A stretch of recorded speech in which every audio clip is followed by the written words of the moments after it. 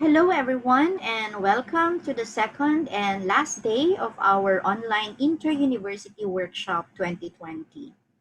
The keynote speech of Commissioner Jose Cueto Jr. yesterday on COVID-19 pandemic and the landscape of implementing the UHC law and HPED, as well as the topics discussed by Doctors Arlene Sana, Maria Lourdes Dorothy Salvacion, Maria Elizabeth Grajeda, Iris Isipan, and Nemuel Fahutagana, my colleagues, have given you inputs and direction in accomplishing your workshop outputs in the afternoon. And to further guide you through, allow me to give you an overview of skills assessment. Assessment is a critical component in the attainment of the call of the World Health Organization for transformative education. In the context of the Universal Health Care Law and COVID-19, critical implementation of both in health professions education will lead to the realization of the vision that all health professionals should be educated to deliver patient-centered care as members of an interdisciplinary team, emphasizing evidence-based practice, quality improvement approaches, and informatics. This lecture aims to help you analyze the difference between evaluation and assessment, and formative assessment and summative assessment, to examine the relevance of skills assessment in health professions education, especially in the context of the UHC law and COVID-19 pandemic, and to choose or decide on the skills assessment method or methods relevant to your context. Evaluation is defined as the determination of the worth of any educational phenomenon or product through a systematic, formal, and scientific collection, organization, and interpretation of data. This is done for systematic improvement of an educational product, cost-benefit analysis of a program, and appraise quality of programs, and hence it can serve as a final review to determine the quality of instruction. Assessment, on the other hand, is the collection of data and organizing them to measure how the learners have achieved the expected levels of competencies as a result of instruction. Evaluation is characterized as product-oriented, prescriptive, and judgmental, while assessment is characterized as process-oriented, reflective, and diagnostic. In other words, evaluation judges the quality of learning, while assessment increases the quality of learning. Scott Reeves, editor of the Journal of Interprofessional Care, further describes assessment as something that's done to determine the level of understanding by a learner, and there needs to be a meaningful analysis of how the individual learns, not just in the short term, but in the long term as well. In a video, Rethinking Assessment in Higher Education, Lisa Dabbs talks about the importance of assessing the learning outcomes of our 21st century learners by asking how much they have learned, not only based on their grades, but on how well they were involved in the learning process as well. She talks about engaging our students because they are the storytellers of their own learnings and experiences. The alignment between the rationale of assessment and the desired learning outcomes are crucial in understanding assessment. Here's a list of possible purposes of assessment in the context of health professions education, and these are to enhance learning, to ensure safety, to guide learning, to motivate learners, and to provide feedback. Corollary to the purposes of assessment identified by Norsini et al. Are the goals of assessment mentioned by Epstein in his article Assessment in Medical Education, published in the New England Journal of Medicine. And these are: first, to provide motivation and direction, to protect the public, to provide basis for choosing applicants. To make sure that the purposes and goals of assessment are executed, health professions educators must know these two equally important types of assessment by heart. And these are formative assessment or assessment for learning and summative assessment or summative of learning. Formative assessment or assessment for learning is used as a progressive guide for the learners in which reflection, feedback, shaping, and reassurance are keys. Feedback must be constructive, timely, and detailed, which requires commitment and resources on the part of the health professions educators. The increase in the learner's intrinsic motivation as well as his or her confidence and professional identity is the outcome of formative assessment. Summative assessment or assessment of learning is necessary for health professions educators to be able to fulfill their obligation to patients and society, and that is to certify that students are competent to take the next steps toward becoming independently practicing health providers and professionals. To further guide health professions educators in determining the appropriate assessment that they give their learners, the following distinctions between formative assessment and summative assessment must be taken into consideration. The goal of formative assessment is to improve while it is to prove for summative assessment. In terms of purpose, formative assessment is to enhance learning while it is to judge learning for summative assessment. And in relation to instruction, formative assessment is done during instruction while it's after instruction for summative assessment. And formative assessment is done in a continuous basis, while for summative assessment, it is done at a particular point in the teaching learning process. And as far as teacher's role is concerned, the teacher decides and monitors instruction based on the student's performance in formative assessment, while in summative assessment, he or she judges students' performance and result of which becomes the basis of retention and learning. Competence in medicine is described as the habitual and judicious use of communication, knowledge, technical skills, clinical reasoning, emotions, values, and reflection in daily practice for the benefit of the individuals and communities being served. This implies that assessment of health professions learners covers many domains and is deeply complex. With the changing landscape of health professions education, specifically the Universal Healthcare Law, COVID-19 pandemic, social accountability, the shift to competency-based and now outcomes-based education, learner assessment continues to evolve. Thus, health professions educators must be able to concretely identify what to assess in their learners to fully achieve the outcomes set for the professions. And the areas of assessment are the following. First, habits of mind and behavior. Second, application of knowledge and skills. Third, communication. Fourth, professionalism. Then we also have clinical reasoning and judgment in certain situations, teamwork, practice-based learning and improvement, and systems-based practice. Our discussion of assessment is focused on the assessment of the skills of our learners. Skills are well-organized and coordinated activity requiring manual manipulation of things, movement, or language.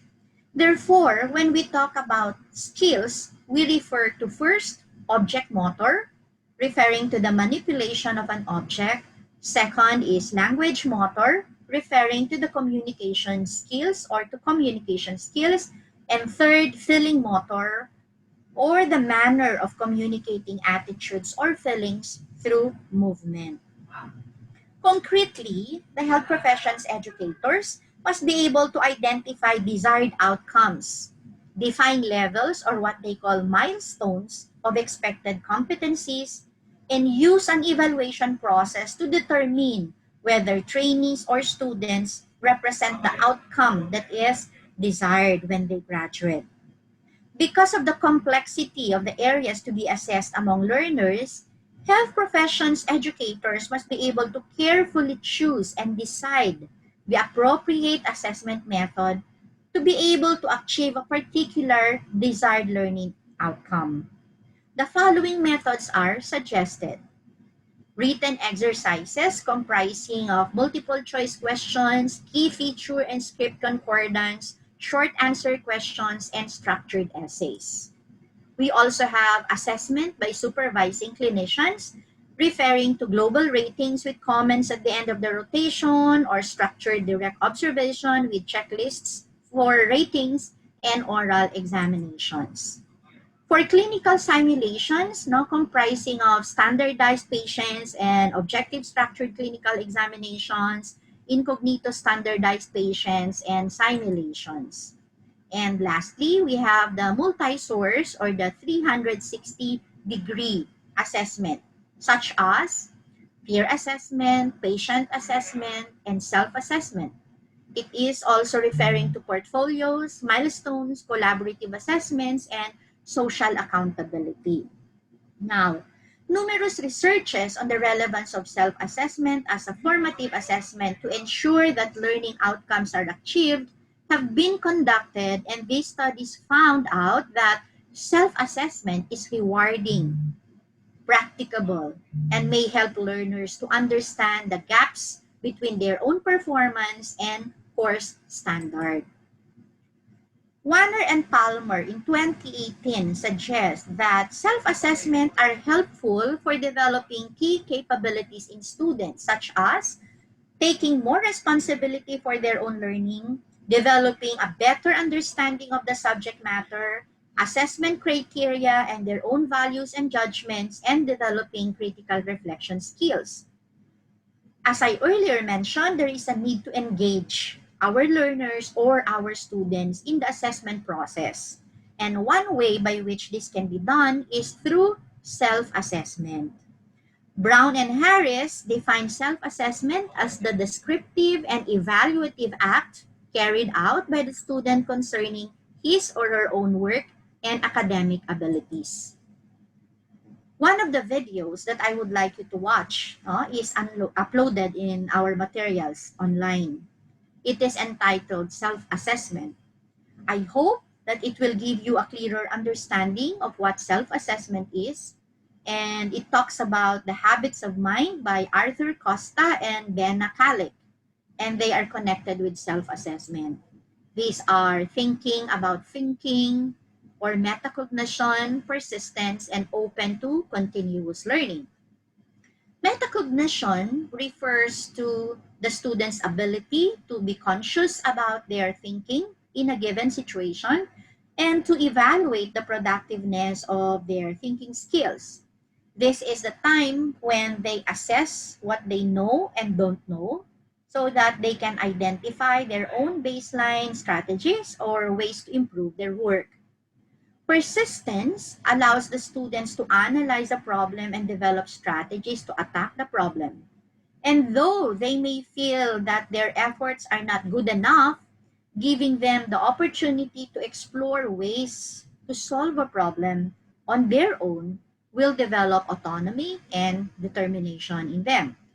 So remaining open to continuous learning leads the students to gain more confidence for metacognition, persistence, and curiosity, to search for new and better ways to strive for improvement.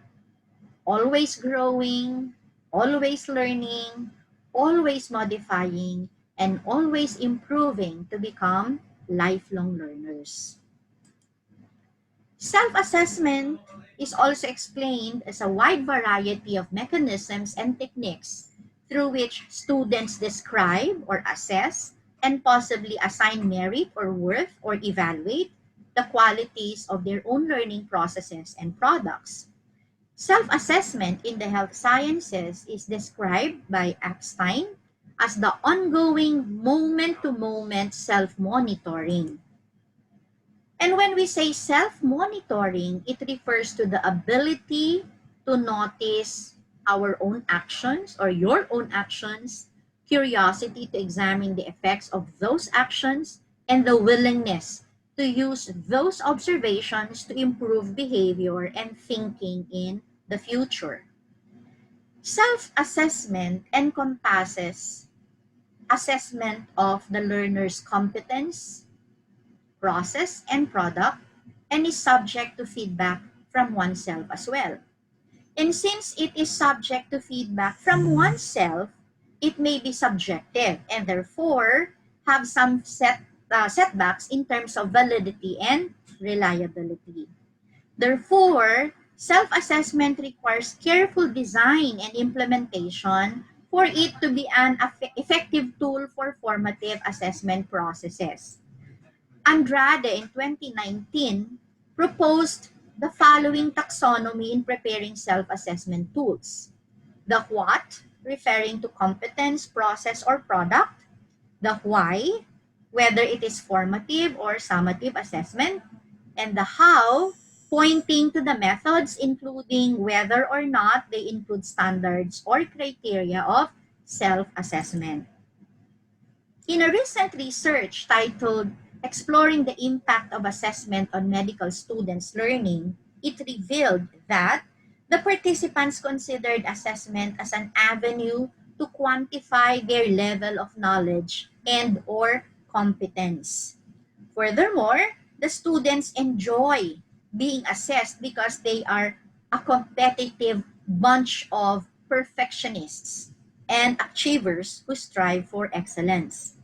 In the same study, it revealed that participants' observation on the emphasis given to summative assessment, which helped them meet the standards for clinical practice. Although they also acknowledge the value of formative assessment in addressing knowledge gaps and providing motivation for students, they felt that it was not given much emphasis as compared with summative assessments. This feedback substantiates one of the challenges to professions educators to assume new roles and explore new approaches in educating future health professionals. As patients arrive with better and more information from the internet and increasingly insist that their desires, needs, and values be met, healthcare professionals will be called upon to modify their roles to include those of counselor, coach, and partner. Thus, the need for health professions educators to explore new methods of assessment, both formative and summative, so that health professionals, both those in academic settings and those already in practice, must be educated differently so that they can function as effectively as possible in a reformed healthcare system, one focused on enhancing quality and safety.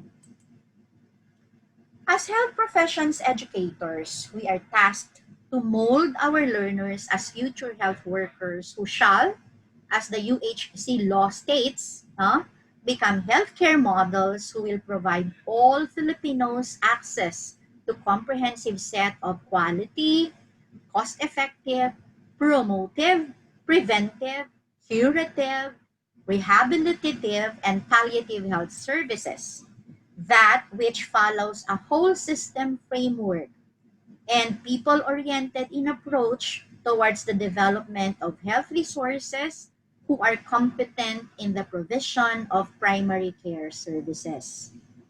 Our methods of assessment should prepare our health professions learners to acquire the following skills and learning outcomes: clinical competence, communication skills, leadership and management skills, research or evidence-based practice, interprofessional or collaborative practice, systems-based approach, and self-directed learning.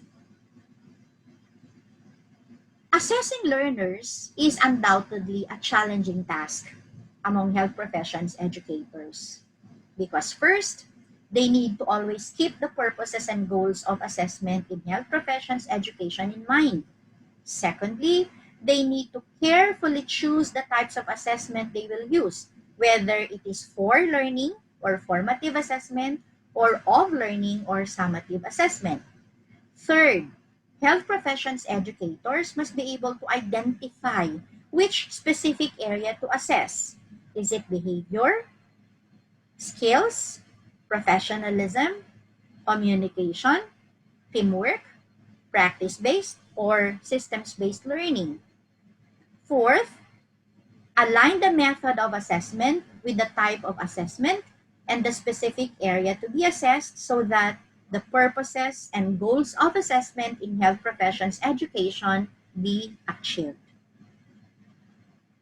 All our future health professionals, the learners that we have, health professions educators, are entrusted to mold, are gifted with the cognitive, affective, psychomotor skills, and values that can be honed and developed into full use. That is, given the proper assessment approach.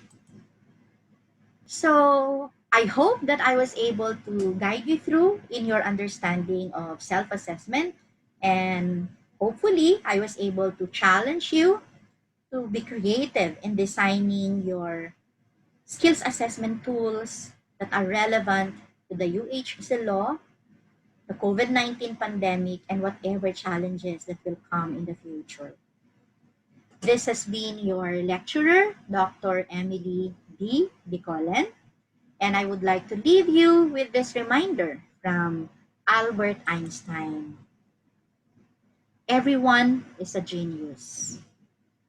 But if you judge a fish on its ability to climb a tree, it will live its whole life believing that it is stupid.